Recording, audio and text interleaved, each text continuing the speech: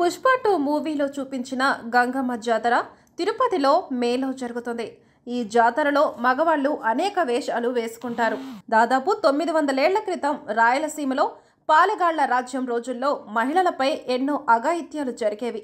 అప్పట్లో చిత్తూరు పాలెగాడు అమ్మాయిలపై అఘాయిత్యాలకు పాల్పడేవాడని, కొత్తగా పెళ్లైన వధువులందరూ తొలి రాత్రి తనతో గడపాలని ఆంక్షలు విధించేవాడని చెబుతున్నారు.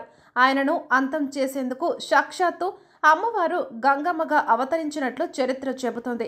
తిరుపతికి 2 కిలోమీటర్ల దూరంలోని ఆవిలాల గ్రామంలో అమ్మవారు గంగమ్మగా జన్మించి మహిళలకు రక్షణగా ఉంటారని భక్తుల విశ్వాసం. అయితే యవ్వనంలోకి వచ్చిన గంగమ్మపై కన్నేసిన పాలెగాడిని ఉగ్ర రూపంతో సంహరించేందుకు గంగమ్మ వెంటాడింది. ఆమెకు భయపడి దాక్కున్న ఆ పాలెగాడి కోసం గంగమ్మ వివిధ వేషధారణలు వేసింది.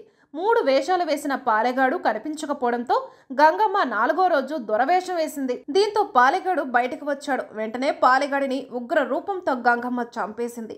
అప్పటి నుంచి గంగమ్మను శక్తి స్వరూపంగా భావించి జాతర చేస్తారు.